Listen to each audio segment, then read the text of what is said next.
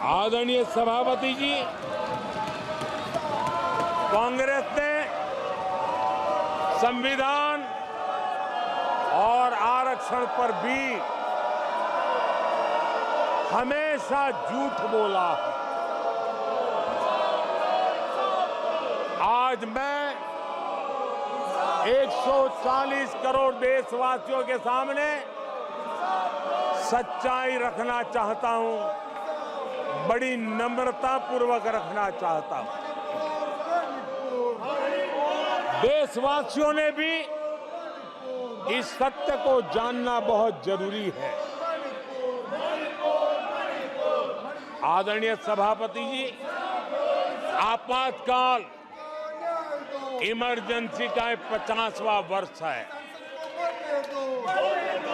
Emergency सिर्फ और सिर्फ सत्ता के लोभ के खातिर, तानाशाही मानसिकता के कारण देश पर थोपा गया तानाशाही शासन था और कांग्रेस क्रूरता की सभी हदें पार कर चुकी है। उसने अपने ही देशवासियों पर क्रूरता का पंजा फैलाया था और देश के ताने बाने को छिन्न विच्छिन्न करने का पाप किया था। आदरणीय सभापति जी, सरकारों को गिराना, मीडिया को दबाना, हर कारनामे में संविधान की भावना के खिलाफ, संविधान की धाराओं के खिलाफ, संविधान के एक एक शब्द के खिलाफ थे। ये वो लोग हैं जिन्होंने प्रारंभ से देश के दलितों के साथ, देश के पिछड़ों के साथ घोर अन्याय किया है।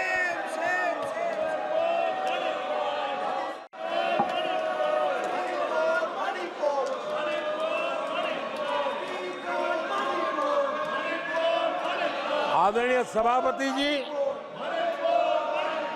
और इसी कारण से बाबा साहब आम्बेडकर ने कांग्रेस की दलित विरोधी, पिछड़े विरोधी मानसिकता के कारण नेहरू जी की कैबिनेट से इस्तीफा दिया था। उन्होंने पर्दाफाश किया था कि कैसे नेहरू जी ने दलितों, पिछड़ों के साथ अन्याय किया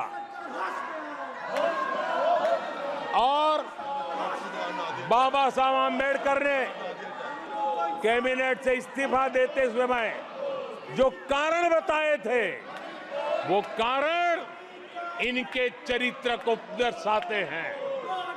बाबा साहब आम्बेडकर जी ने कहा था, मैं सरकार द्वारा अनुसूचित जातियों की उपेक्षा पर अपने अंदर उत्पन्न आक्रोश को रोक नहीं सका। ये बाबा साहब आम्बेडकर के शब्द हैं। अनुसूचित जातियों की उपेक्षा, इसने बाबा साहब आम्बेडकर को आक्रोशित कर दिया। बाबा साहब के सीधे हमले के बाद नेहरू जी ने बाबा साहब आम्बेडकर का राजनीतिक जीवन खत्म करने के लिए पूरी ताकत लगा दी। आदरणीय सभापति जी, पहले षड्यंत्र पूर्वक बाबा साहब आम्बेडकर को चुनाव में हरवाया गया। आदरणीय सभापति जी, हराया इतना ही नहीं, उन्होंने बाबा साहब आम्बेडकर के इस पराजय की उसका जश्न मनाया, खुशी मनाई और खुशी उन्होंने व्यक्त की।